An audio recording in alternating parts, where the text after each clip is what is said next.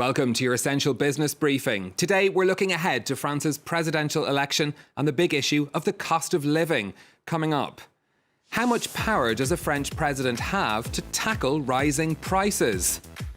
We'll compare the situation in France to other countries in Europe and ask if promising pay rises is a good solution. Plus, on top of soaring energy and transport costs, how a shortage of workers is adding to headaches for French businesses. Now, after weeks of fuel prices hitting record highs, the French government's announced a rebate of 15 cents per litre from the start of April. That's just in time for the first round of voting in the presidential election. It's yet another sign that the cost of living has become one of the dominant issues in this campaign.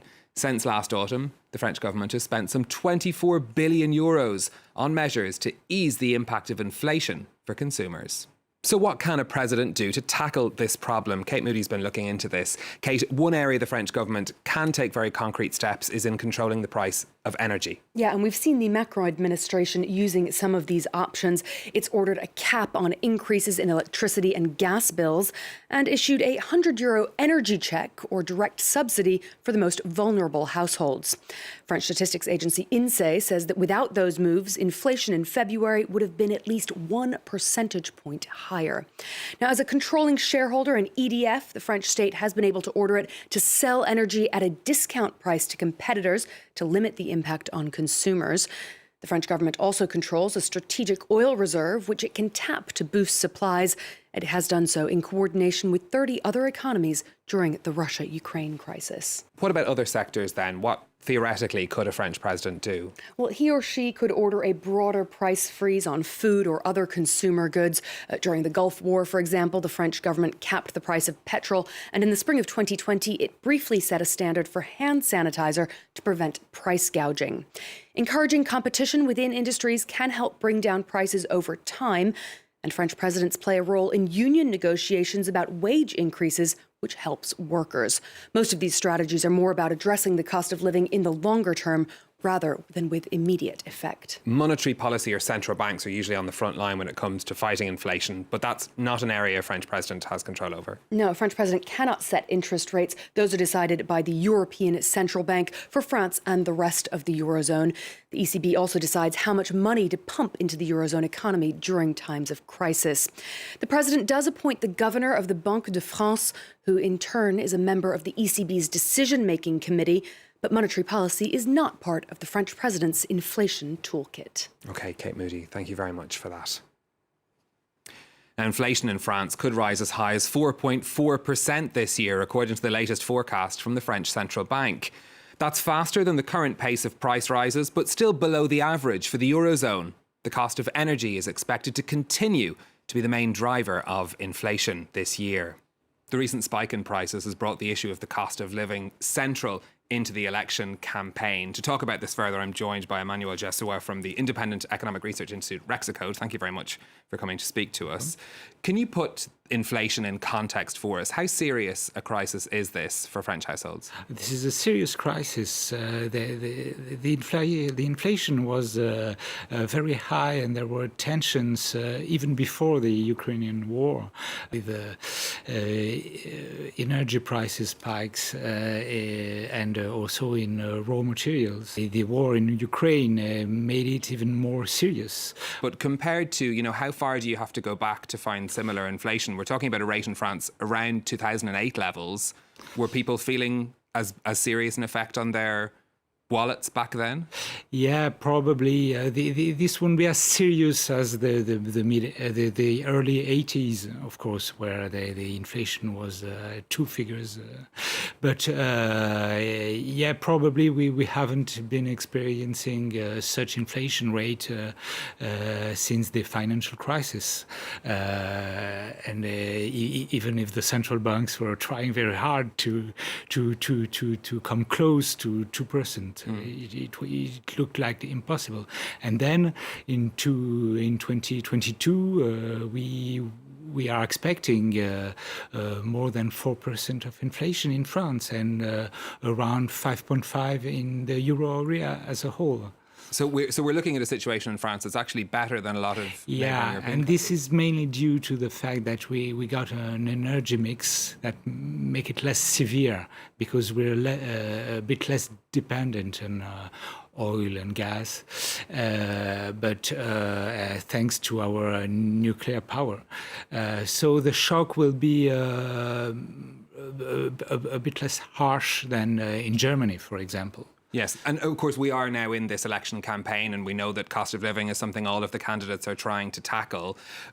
What are what you're hearing of promises from candidates? What about these issues of rebates and controlling prices? Will that help? The rebates and the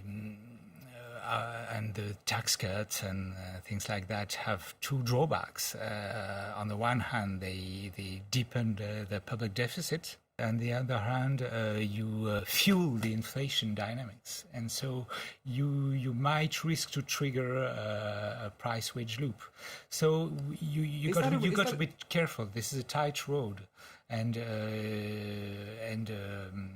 so probably if there is, which is our scenario, if there is an indexation without overshooting or over-adjustment of wages, and the price wage loop could be contained, but if there is an over adjustment, then we don't know in which area we could go. You mentioned this wage price spiral, the idea that one pushes up the other and they both keep going up until it creates an even bigger crisis. A lot of candidates in the election are talking about raising wages, whether that's via cutting payroll taxes, increasing the minimum wage.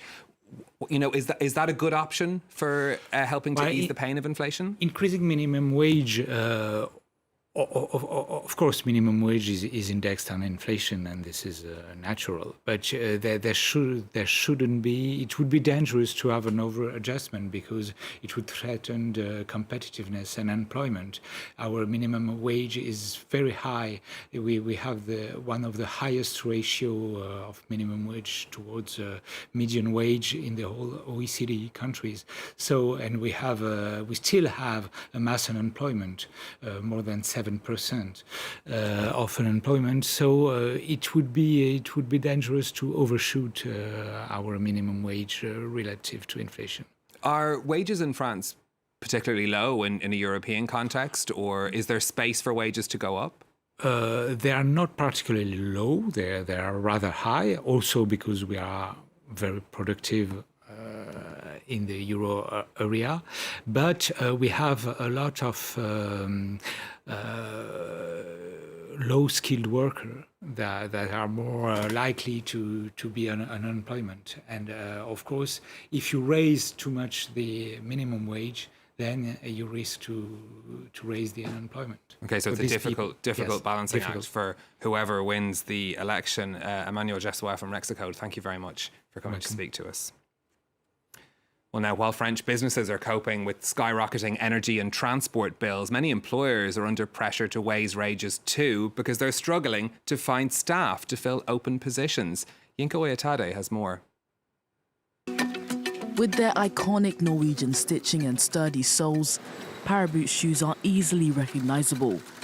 The brand has been stepping ahead. Sales increased by 1/3 over the last year. Production is fast-paced in the workshop. Last year, it turned out 160,000 pairs of shoes.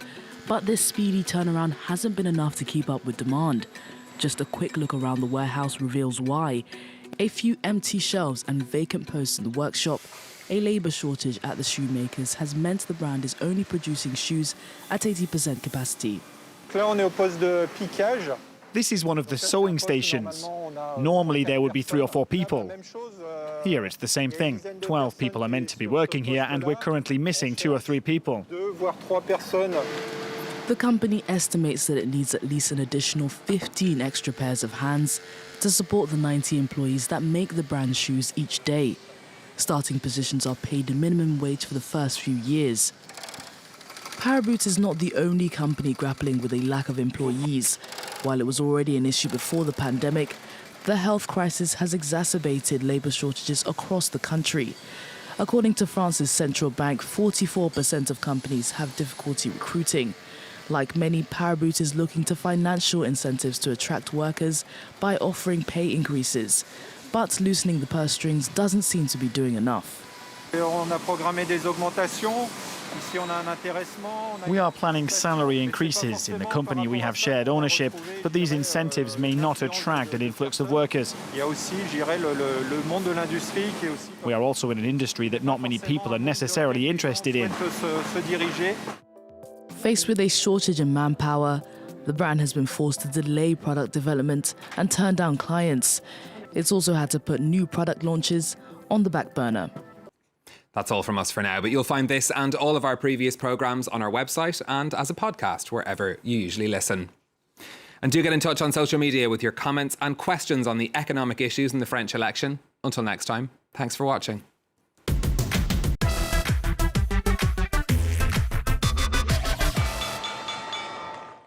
Bon, donc je compte sur vous ce soir pour qu'on rie comme en Afrique. Parce que moi, je suis venu pour faire rire les Blancs. Le concours Jeunes Talents, c'est une sélection. Donc on va trouver quelqu'un qui va passer à Montreux et qui va vraiment marcher. Et donc c'est Tintelec.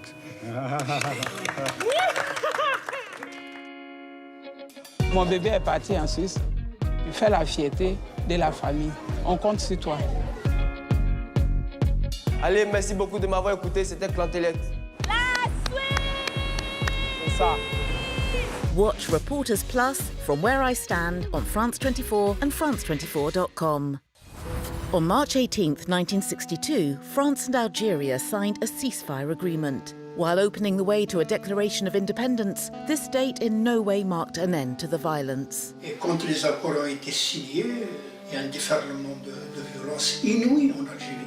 The anti-independence OAS stepped up its bombings and assassinations, while the nationalist FLN responded with murders and kidnappings. Hundreds of thousands of French colonials or pieds noirs fled the country, whilst the French army left the pro-French Muslims or Harkis to their fate. Tout cela, c'était un projet magnifique qui aurait pu entrer en vigueur dans les années 40, 50, peut-être 60. Mais ça a été gâché par, en effet, des hésitations, des reculs, des crimes des deux côtés. Our reporters went to meet those who witnessed and took part in this crucial period in the history of the two countries. Don't miss Evian 1962, the end of the Algerian War, on France 24 and France24.com.